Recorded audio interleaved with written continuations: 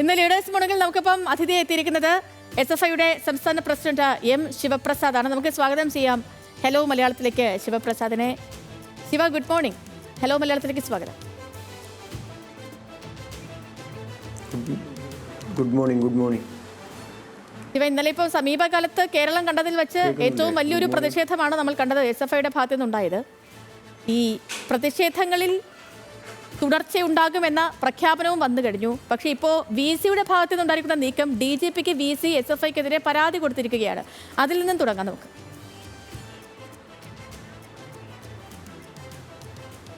അത് സ്വാഭാവികമാണ്. കേരളത്തിലെ വിവിധ സർവകലാശാലകളിലും ക്യാമ്പസുകളിലും ഇന്നലകളിൽ അതിശക്തമായ സമരം ഏറ്റെടുത്ത വിദ്യാർത്ഥി പ്രസ്ഥാനമാണ് SFI. ആ സമരം ഞങ്ങൾ തുടരുന്നു എന്നതേ ഉള്ളൂ. ഇപ്പോൾ വൈസ് ചാൻസലർക്കെതിരായോ ചാൻസലർക്കെതിരായോ ഇന്നലെ ഒരു സുപ്രഭാതത്തിൽ പെട്ടെന്നല്ല SFI സമരം ആരംഭിക്കുന്നത്. ആരിഫ് മുഹമ്മദ് ഖാൻ കേരളത്തിലെ ഗവർണറായിരിക്കുമ്പോൾ തന്നെ കേരളത്തിലെ ഉന്നത വിദ്യാഭ്യാസ മേഖലയെ കൈപ്പിടിയിലാക്കാൻ, കാവ്യവൽക്കരിക്കാൻ, സംഘപരിവാരവൽക്കരിക്കാൻ നടത്തിയ എല്ലാ ശ്രമങ്ങൾക്കെതിരായും അതിശക്തമായ സമരം തെരുവിൽ നടത്തിയതാണ് SFI. ആ സമരത്തിൻ്റെ തുടർച്ചയാണ് ഇപ്പോൾ കേരളത്തിലാകെ ഉണ്ടായിക്കൊണ്ടിരിക്കുന്നത്. അതിൻ്റെ ഒരു രൂപം മാത്രമാണ് ഇന്നലെ ഗവർണറും VCയും എല്ലാം കണ്ടത്. അപ്പോൾ സമരത്തിൻ്റെ ആദ്യ രൂപത്തിൽ തന്നെ ഇങ്ങനെ ഭയപ്പെട്ടാൽ തുടർന്നുള്ള സമരങ്ങളിൽ ഇവരുടെ സ്ഥിതി എന്താവും എന്നതിനെ പറ്റിയാണ് ഇപ്പോൾ കേരളമാകെ ചർച്ച ചെയ്യുന്നത്. ഇപ്പോൾ നിങ്ങൾ വാർത്ത തൊട്ടു മുമ്പ് റിപ്പോർട്ട് ചെയ്ത് തന്നെ അവിടെ SFI സമരം ഏറ്റെടുത്തതിൻ്റെ പേരിൽ എന്തോ ഭരണസ്തംഭനം ഉണ്ടായി എന്ന് VC DGPക്കോ ഗവർണർക്കോ പരാതി കൊടുത്തു എന്നാണ്. നിങ്ങളവിടെ നിങ്ങളുടെ ന്യൂസ് റിപ്പോർട്ടർമാരുൾപ്പെടെ കേരള സർവകലാശാലയിലേക്ക് ഒന്ന് പോകണം എന്ന് ഞങ്ങൾ അഭ്യർത്ഥിക്കുകയാണ്. ഇപ്പോൾ SFI യൂണിവേഴ്സിറ്റിയിലേക്ക് അതിശക്തമായ ഒരു വലിയ വിദ്യാർത്ഥി മാർച്ച് ഇന്നലെയാണ് ഏറ്റെടുത്തത്. അതിനു മുമ്പെല്ലാം VCക്കെതിരായ പ്രതീകാത്മകമായ പ്രതിഷേധവും ഒപ്പം അവിടെ ഏറ്റെടുക്കുന്ന വിഷയങ്ങൾ, അവിടെ വരുന്ന വിഷയങ്ങൾ ഉയർത്തിക്കൊണ്ടുള്ള മറ്റ് സമരങ്ങളുമാണ് ഞങ്ങൾ ഏറ്റെടുത്തത്. SFI സമരം ഇന്നലെ നടക്കുമ്പോൾ ഇന്നലേക്ക് മുമ്പുള്ള ദിവസങ്ങളിൽ കേരള സർവകലാശാല സ്ഥിതി എന്താ? രജിസ്ട്രാർ ഉൾപ്പെടെ കേരള സർവകലാശാലയിലെ കീ പോസ്റ്റിലിരിക്കുന്ന പ്രധാനപ്പെട്ട ഉദ്യോഗസ്ഥരെ ആരെയും വിശ്വാസത്തിലെടുക്കാതെ സിസ തോമസും അതുപോലെ തന്നെ അതിനു മുമ്പുണ്ടായിരുന്ന മോഹനും കുന്നുമലും ഗവർണർ ഓഫീസിൽ നിന്ന് പറയുന്നവരെ മാത്രം വിശ്വാസത്തിലെടുത്ത്, അങ്ങനെയുള്ളവർ വളരെ കുറവാണ്, അല്ലെങ്കിൽ വിരലുണ്ടാവുന്നവർ മാത്രമാണ്, അവരെ മാത്രം വിശ്വാസത്തിലെടുത്ത് മറ്റു ഉദ്യോഗസ്ഥർക്കെതിരെ അതിഭീകരമായ പ്രതികാര നടപടി സ്വീകരിച്ച് അവരെ അവരുടെ ജോലി ചെയ്യാൻ പോലും അനുവദിക്കാതെ സർവകലാശാലയിൽ പൂർണ്ണമായ ഭരണസ്തംഭനത്തിലേക്ക് നയിച്ചത് ആരാണ്? ഈ ചോദ്യത്തിന് ഒരു മറുപടി പറയണ്ടേ? അല്ല ശിവ, ഇപ്പൊ അത് മാത്രമല്ല, ഇപ്പം VCയുടെ ഭാഗത്ത് നിന്നുണ്ടായിരിക്കുന്ന മറ്റൊരു നിഗമനം DGPക്ക് SFIക്കെതിരെ പരാതിപ്പെട്ടു എന്നതിനപ്പുറം ഈ രജിസ്ട്രാറുടെ ഈ നടപടിക്കെതിരെ ഉള്ള നീക്കം കൂടി നടത്തിയിരിക്കുകയാണ് VC. ഇപ്പോൾ രജിസ്ട്രാറുടെ ഇനി സർവകലാശാലയിലേക്ക് രജിസ്ട്രാർ പ്രവേശിക്കുന്നത് വിലക്കിയുള്ളൊരു ഉത്തരവ് VC ഇറക്കിയിരിക്കുകയാണ്. അപ്പോൾ അങ്ങനെ വരുമ്പോൾ ഇന്നലെ കേരള യൂണിവേഴ്സിറ്റിയിൽ മാത്രമല്ല കണ്ണൂരും കാലിക്കറ്റും ഒക്കെ നമ്മൾ സമാന രീതിയിലുള്ള പ്രതിഷേധങ്ങൾ കണ്ടു. മുൻപ് ആരിഫ് മുഹമ്മദ് ഖാൻ മുട്ടായി തെരുവിലൂടെ നടന്നതൊക്കെ നമ്മൾ കണ്ടതാണ്. കേരളം കൗതുകത്തോടെയും ആശ്ചര്യത്തോടെയൊക്കെ നോക്കിയതാണ് ആ ഒരു കാഴ്ചകൾ. ഇപ്പോൾ ആ ഒരു രീതിയിലേക്കൊക്കെ തന്നെ രാജേന്ദ്ര അർലേക്കറും വഴിമാറുകയാണോ? ഇപ്പോൾ കേരള സർവകലാശാലയിലെ VCയുടെയും ചാൻസലറുടെയൊക്കെ ഈ നീക്കങ്ങൾ മറ്റൊരു പ്രതിസന്ധി സൃഷ്ടിച്ചെടുക്കുകയല്ലേ ശിവ? ഇത് പൂർണ്ണമായി ഞങ്ങൾ ആ ഒരു സമരമുദ്രാവാക്യമാണ് ഉയർത്തുന്നത്. നിങ്ങളും ഈ സമരത്തെ ആ നിലയിൽ കാണണം. കേരളത്തിലെ എല്ലാ മാധ്യമങ്ങളോടും നിങ്ങളോടുമെല്ലാം നമ്മൾ അഭ്യർത്ഥിക്കുന്നതാണ്. ഇത് നിങ്ങൾ കാണുന്നത് പോലെ ഏതെങ്കിലും ഒരു ഉദ്യോഗസ്ഥനെതിരായിട്ടോ അല്ലെങ്കിൽ ഏതെങ്കിലും ഒരു സംവിധാനത്തിനെതിരായിട്ടോ അല്ലെങ്കിൽ കേരളത്തിലെ ഇടതുപക്ഷ ഗവൺമെൻറ്റിനെതിരായിട്ടോ നിങ്ങൾ പറയുന്നത് പോലെ അങ്ങനെ കേവലം ഒരു ഗവൺമെൻറ്റിനെതിരായിട്ടോ ഒരു സംഘടനയ്ക്കെതിരായിട്ടോ ഒന്നുമുള്ള സമരമല്ല. ഇത് വളരെ കൃത്യമായി RSSൻ്റെ കേന്ദ്ര നേതൃത്വം ഐഡിയോളജിക്കലായി തയ്യാറാക്കിയിരിക്കുന്ന കേരളം പിടിച്ചടക്കാനുള്ള ഒരു പദ്ധതിയാണ്. കാരണം അവർ ഈ രാജ്യമാകെ പിടിച്ചടക്കാൻ നടത്തിക്കൊണ്ടിരിക്കുന്ന പദ്ധതി അങ്ങനെയാണ്. നിങ്ങൾ ഈ രാജ്യത്തിൻ്റെ വിവിധ സർവകലാശാലകളിലേക്ക് നോക്കിയാൽ 2014 നരേന്ദ്രമോദി അധികാരത്തിലെത്തിയ ശേഷം അവർ ഏറ്റവും വലിയ ഇൻ്റർവെൻഷൻ നടത്തിയത് വിദ്യാഭ്യാസ മേഖലയിലാണ്. അത് പൊതുവിദ്യാഭ്യാസമായിക്കോട്ടെ, ഉന്നത വിദ്യാഭ്യാസമായിക്കോട്ടെ, അതിൻ്റെ കരിക്കുലം തയ്യാറാക്കുന്ന കാര്യത്തിൽ, അക്കാഡമിക് കലണ്ടർ തയ്യാറാക്കുന്ന കാര്യത്തിൽ, അക്കാഡമിക്സ് തയ്യാറാക്കുന്ന കാര്യത്തിൽ, പാഠപുസ്തകങ്ങൾ തയ്യാറാക്കുന്ന കാര്യത്തിൽ, ഓരോ സർവകലാശാലകളുടെയും ഭരണസമിതികൾ തീരുമാനിക്കുന്ന കാര്യത്തിലെല്ലാം വളരെ കൃത്യമായ ഇടപെടലാണ് RSS രാജ്യത്താകെ നടത്തിയത്. കൃത്യമായ ഇടപെടൽ എന്നത് നിങ്ങൾ സവിശേഷമായി പറയണം. ആ കൃത്യമായ ഇടപെടൽ എന്ന് പറയുന്നത് ഓരോ സർവകലാശാല ആസ്ഥാനത്തേക്കും അതിൻ്റെ പ്രധാനപ്പെട്ട ഗവേണിംഗ് ബോഡികളിൽ, അക്കാഡമിക് കൗൺസിലുകളിൽ RSSകാരെ കൊണ്ട് നിയമിക്കുക എന്നുള്ളതാണ്. RSSകാരൻ്റെ യോഗ്യത RSSന് മുന്നിൽ വിദ്യാഭ്യാസമല്ല. ഏറ്റവും നന്നായി വർഗീയത പറയുന്നത്, ഏറ്റവും നന്നായി വർഗീയ പ്ലാനുകൾ ഇംപ്ലിമെൻ്റ് ചെയ്യുന്നവർ RSSന്റെ ഗുഡ് ബുക്കിലുള്ളവരായി മാറുകയാണ്. അവരെ രാജ്യത്തെ വിവിധ ഈ പറഞ്ഞുകൊണ്ടിരിക്കുന്നതുമായിട്ട് കണക്ട് ചെയ്ത് ഞാനൊരു കാര്യം പറയണം. കാരണം ഇപ്പൊ കഴിഞ്ഞ കുറച്ച് നാളുകളായിട്ട് SFI ഈ ഉന്നത വിദ്യാഭ്യാസ മേഖലയെ കാവ്യവൽക്കരിക്കാൻ ഒരു നീക്കം നടത്തുന്നു എന്ന ആരോപണം ഉന്നയിക്കുന്നുണ്ട്. പ്രത്യേകിച്ച് PM ശ്രീ അടക്കമുള്ള പദ്ധതികളൊക്കെ വലിയ രീതിയിൽ എതിർക്കുന്നുണ്ട് SFI. അപ്പോൾ ഇങ്ങനെയുള്ള വിഷയങ്ങളിൽ പ്രതിപക്ഷ വിദ്യാർത്ഥി സംഘടനകളെല്ലാം ഒന്നിച്ച് നിൽക്കേണ്ടതല്ല. ഇപ്പോൾ ഈ വിഷയങ്ങളിലൊക്കെ KSU ഒരു മൂകസാക്ഷിയായി നിൽക്കുന്നു. അങ്ങനെ ഒരു അഭിപ്രായം SFIക്കുണ്ടോ?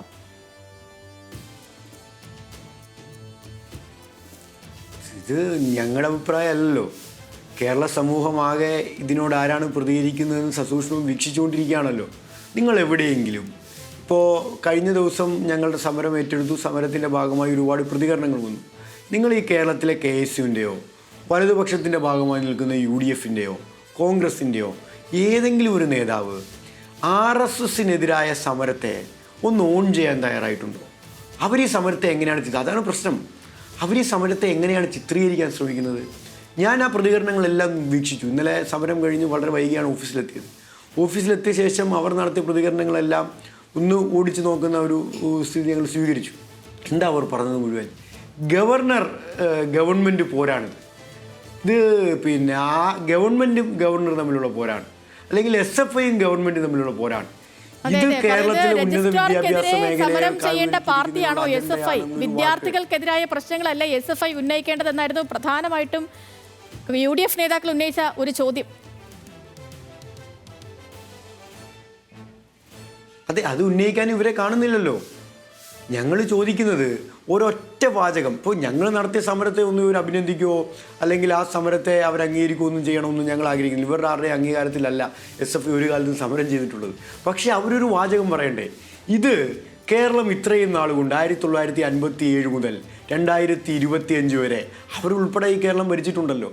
ഇത്രയും നാൾ ഈ കേരളത്തിലെ ജനങ്ങൾ, ഗവൺമെൻറ്റുകൾ, പൊതുവിദ്യാഭ്യാസ സംരക്ഷണ മേഖലയിൽ പ്രവർത്തിച്ച വിദ്യാർത്ഥി സംഘടനകൾ നടത്തിയ അഹോരാത്രമായ പ്രവർത്തനങ്ങളുടെ, പോരാട്ടങ്ങളുടെ, സമരത്തിൻ്റെ ഭാഗമായി പടുത്തുയർത്തിയതാണ് കേരളത്തിലെ വിദ്യാഭ്യാസ മേഖല.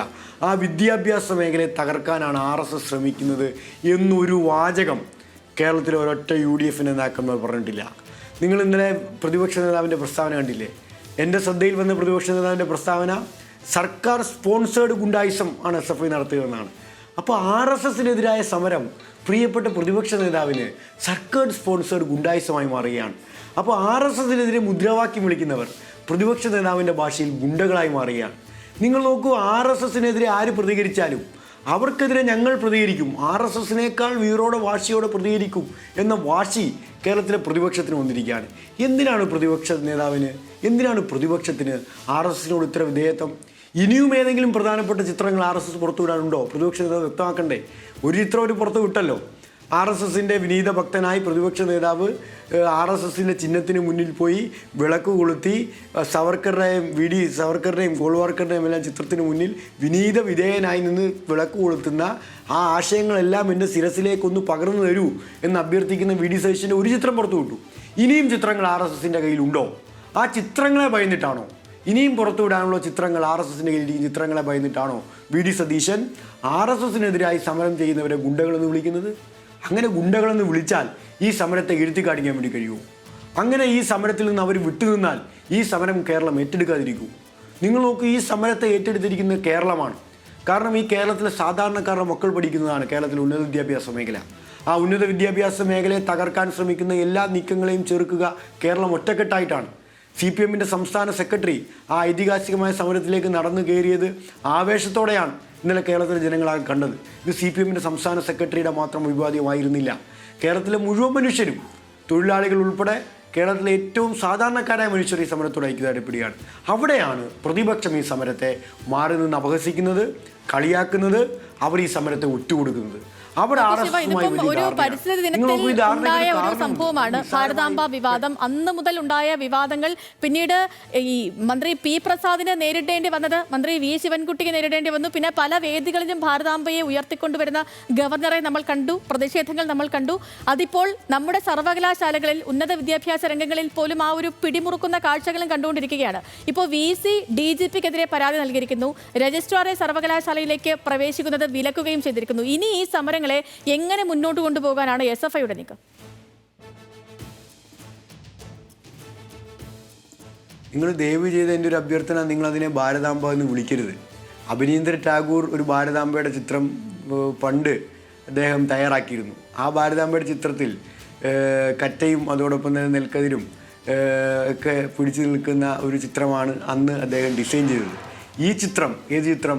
ഇപ്പോൾ ഗവർണർ അടക്കം കേരളത്തിൽ കൊണ്ടു കിടക്കുന്ന RSSകാർ കൊണ്ടു കിടക്കുന്ന ചിത്രം VD സവർക്കർ തയ്യാറാക്കിയ ചിത്രമാണ്. ആ VD സവർക്കർ തയ്യാറാക്കിയ ചിത്രം എങ്ങനെയാണ് ഭാരതാംബയുടെ ചിത്രമാവുന്നത്? RSSകാരെങ്ങനെ കുറച്ച് ആളുകൾ ഇത് ഭാരതാംബയാണ് എന്ന് ആവശ്യപ്പെട്ടാൽ പറഞ്ഞാൽ അത് ഭാരതാംബയുടെ ചിത്രമാവും? ഇത് ഭാരതാംബയുടെ ചിത്രമല്ല, ഇത് RSSൻ്റെ ഒരു ചിഹ്നമാണ്. RSSൻ്റെ ഐഡിയോളജികളെ ചേർത്ത് വെച്ച് അവർ തയ്യാറാക്കിയിരിക്കുന്ന ഒരു ചിത്രമാണ്.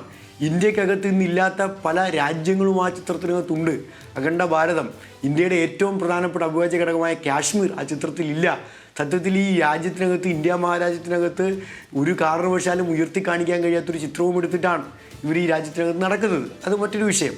ആ ചിത്രവും എടുത്ത് കേരളത്തിനകത്ത് ഇത്തരം ചിത്രങ്ങളെ കേന്ദ്രീകരിച്ച് ഒരു വർഗീയ ധ്രുവീകരണം, ഒരു വർഗീയ സംഘാടനം നടത്താൻ കഴിയുമോ എന്നാണ് RSS പരിശോധിക്കുന്നത്. അതിനാവശ്യമായ ഒരു ആശയതലം നിർഭാഗ്യവശാൽ കേരളത്തിൽ RSSനില്ല. കാരണം കേരളം മതനിരപേക്ഷതയുടെ കോട്ടയാണ്. മതനിരപേക്ഷയുടെ കേന്ദ്രം എന്ന് പറഞ്ഞാൽ അത് ചുരുങ്ങിപ്പോവും. മതനിരപേക്ഷയുടെ കോട്ടയാണ്. എല്ലാ ഘട്ടത്തിലും മതനിരപേക്ഷതയ്ക്ക്, വർഗീയതയ്ക്കെതിരായ അതിശക്തമായ പ്രതിരോധം തീർത്ത സംസ്ഥാനമാണ് കേരളം. അത് കേരളത്തിൻ്റെ പാരമ്പര്യമാണ്. ഇന്നലകളിൽ കേരളം എന്തായിരുന്നു എന്ന് കേരളത്തിലെ മനുഷ്യർക്ക് നന്നായി അറിയാം. ജാതി വിവേചനങ്ങളുടെ, മതചിന്തകളുടെ, അനാചാരങ്ങളുടെ എല്ലാം കേന്ദ്രമായിരുന്ന കേരളത്തെ ഇന്ന് കാണുന്ന കേരളമായി രൂപപ്പെടുത്തിയത് കേരളത്തിലെ നവോത്ഥാന പോരാട്ടങ്ങളും കമ്മ്യൂണിസ്റ്റ് മുന്നേറ്റങ്ങളും തൊഴിലാളി സമരങ്ങളുമാണ്. ആ ചരിത്രത്തെ ഒന്നും പെട്ടെന്ന് RSSന് മായ്ച്ചു കളയാൻ കഴിയില്ല. നിർഭാഗ്യവശാൽ ആ ആശയതലം നിലനിൽക്കുന്നതുകൊണ്ടാണ് RSSന് ഈ രാജ്യത്ത്, കേരളത്തിൽ മുന്നേറാൻ കഴിയാത്തത്.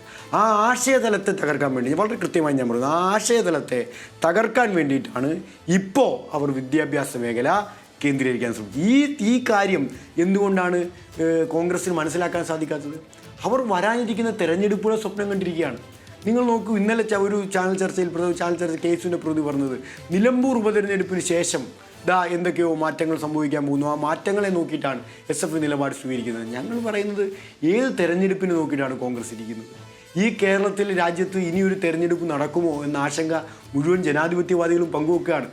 ബീഹാറിൽ തെരഞ്ഞെടുപ്പ് നടക്കുമ്പോൾ തെരഞ്ഞെടുപ്പിൽ യഥാർത്ഥത്തിൽ വോട്ട് ചെയ്യുന്ന മനുഷ്യരെ ആകെ ഇപ്പൊ 10 വർഷമായിട്ട് പ്രതിപക്ഷത്തിരിക്കുന്ന ഒരു പാർട്ടി അവർ അടുത്ത വർഷത്തേക്ക് ഭരണത്തിലേക്ക് വരണം, അതിനുവേണ്ടിയുള്ള നീക്കം നടത്തുന്നു. അതിൽ നമുക്ക് തെറ്റു പറയാൻ പറ്റില്ല ശിവ. അവരുടെ ഒരു സ്ട്രാറ്റജി അവരിപ്പോഴേ ചെയ്യുന്നുണ്ട്. അക്കാര്യത്തിൽ നമുക്ക് നോക്കണ്ട. പക്ഷേ ഈ തുടർ സമരങ്ങൾ എങ്ങനെയായിരിക്കും SFIയുടെ ഇപ്പം നിലവിലെ നീക്കങ്ങളിൽ നിന്നുകൂടി സിസ തോമസിന്റെ? ജനാധിപത്യം ഉണ്ടെങ്കിലേ തെരഞ്ഞെടുപ്പുകളുള്ളൂ. അതാ പ്രശ്നം. ജനാധിപത്യമില്ലാത്തൊരു ശവപ്പറമ്പിൽ RSS അഴിഞ്ഞാടുന്ന ഒരു ദേശത്ത് RSSൻ്റെ വർഗീയവൽക്കരണത്തിൻ്റെ കാറ്റാഞ്ഞു വീശുന്നിടത്ത് എന്ത് തെരഞ്ഞെടുപ്പാണ് നടക്കാൻ പോകുന്നത്? അപ്പോൾ തെരഞ്ഞെടുപ്പുകളെ നോക്കിയല്ല ഞങ്ങൾ നിലപാട് സ്വീകരിക്കുന്നത്. ഏതെങ്കിലും ഒരു തെരഞ്ഞെടുപ്പിൽ വിജയിക്കുമോ തോൽക്കുമോ എന്ന് ആശങ്കപ്പെട്ടിട്ടല്ല ഒരു നിലപാട് ഞങ്ങൾ സ്വീകരിക്കും. ഇത് വർഗീയതയ്ക്കെതിരായ പോരാട്ടമാണ്. ആ വർഗീയതയുടെ രൂപമാണ് സിസ തോമസ്. ആ വർഗീയതയുടെ രൂപമാണ് മോഹനം കുന്നുമ്മൽ. ആ വർഗീയതയുടെ മൂർത്തിമത് ഭാവമാണ് ഇന്ന് കേരളത്തിൽ വന്നിരിക്കുന്ന ഗവർണർ രാജേന്ദ്ര അർലേക്കർ. അവർക്കെതിരായ അതിശക്തമായ സമരം കേരളത്തിനകത്ത് തുടരാൻ SFI തീരുമാനിച്ചിരിക്കുകയാണ്. ഇന്ന് 10 മണിക്ക് SFIയുടെ സംസ്ഥാന സെൻറ്റർ യോഗം ചേരുന്നുണ്ട്. സംസ്ഥാന സെൻറ്റർ യോഗം ആ നിലയിൽ തന്നെ പരിശോധിച്ച് തുടർ സമരങ്ങൾ ഇന്ന് 10 മണിയോടുകൂടി തന്നെ പ്രഖ്യാപിക്കുന്നുണ്ട്. ഒരു കാര്യം ഞാൻ വിട്ടുവീഴ്ചകളില്ലാതെ പറയാം. ഇപ്പോൾ രജിസ്ട്രാർ നീക്കുന്നതിനടക്കമുള്ള പുതിയ നടപടികൾ അവർ സ്വീകരിക്കുന്നു എന്നാണ് പത്രമാധ്യമങ്ങളിൽ കൂടി നമുക്ക് വെളിപ്പെടുന്നത്. അങ്ങനെ ഒരു കാരണവശാലും നിയമവിരുദ്ധമായി ഒരു വൈസ് ചാൻസലറെയും കേരളത്തിൽ പ്രവർത്തിക്കാൻ SFI അനുവദിക്കില്ല. എല്ലാ യൂണിവേഴ്സിറ്റികൾക്കും യൂണിവേഴ്സിറ്റികളുടേതായ കൃത്യമായ സ്റ്റാറ്റ്യൂട്ടുകളുണ്ട്. ആ സ്റ്റാറ്റ്യൂട്ട് അനുസരിച്ചിട്ടാണ് കേരളത്തിലെ എല്ലാ യൂണിവേഴ്സിറ്റികളും പ്രവർത്തിക്കുന്നത്. ആ സ്റ്റാറ്റ്യൂട്ടിന് വിധേയപ്പെട്ടാണ് കേരളത്തിലെ എല്ലാ വൈസ് ചാൻസലർമാരും പ്രവർത്തിക്കുന്നത്. ആ വൈസ് ചാൻസലർമാർ ആ സ്റ്റാറ്റ്യൂട്ടിന് വിരുദ്ധമായി, നിയമവിരുദ്ധമായി എന്ത് നടപടി സ്വീകരിച്ചാലും ആ നടപടികളെ അംഗീകരിക്കാൻ കേരളത്തിലെ വിദ്യാർത്ഥിത്വം തയ്യാറാവില്ല. ആ നടപടികൾക്കെതിരായ അതിശക്തമായ സമരം കേരളത്തിൻ്റെ തെരുവോരങ്ങളിൽ, ക്യാമ്പസുകളിൽ, സർവകലാശാലകളിൽ ഉണ്ടാവും. അതിൻ്റെ സമരച്ചൂടാണ് ഇന്നലെ കേരളത്തിലെ വൈസ് ചാൻസലർമാരും ഒപ്പം ഗവർണറും അറിഞ്ഞത്. ആ സമരച്ചൂടിൻ്റെ തീക്കാറ്റേറ്റ് വാടിപ്പോകുന്ന നില കേരളത്തിലെ ഗവർണർ ഉൾപ്പെടെ വൈസ് ചാൻസലർമാർക്കുണ്ടാവും എന്ന് പറയാൻ ഞങ്ങൾ ആഗ്രഹിക്കുന്നു. ആ സമരം ശക്തമായി തുടരും. ആ സമരം കേരളത്തിലെ നിയമ സംവിധാനങ്ങളെ, രാജ്യത്തിൻ്റെ ഭരണഘടനയെ, യൂണിവേഴ്സിറ്റികളുടെ സ്റ്റാറ്റ്യൂട്ടിനെ ഉയർത്തിപ്പിടിക്കും. ഞങ്ങൾ നിയമവിരുദ്ധമായി അവരൊന്നും ചെയ്യണമെന്ന് ഞങ്ങൾ ആവശ്യപ്പെടുന്നില്ല. ഓക്കെ. അവർ വിദ്യാർത്ഥി വ്യക്തമാണ്, വിഷയങ്ങൾ വ്യക്തമാണ് പരിഹരിക്കണം. ശിവപ്രസാദ്. ഇപ്പൊ നിങ്ങൾ നിലപാട് വ്യക്തമാണ് അഡ്രസ് ചെയ്ത SFI യുടെ. പ്രധാനപ്പെട്ട വിഷയം ഓട്ടോ വളരെയധികം നന്ദി. നമുക്കൊപ്പം ചേർന്നതിനൊപ്പം അങ്ങേക്ക് നല്ലൊരു ദിവസം കൂടി ആശംസിക്കുകയാണ്.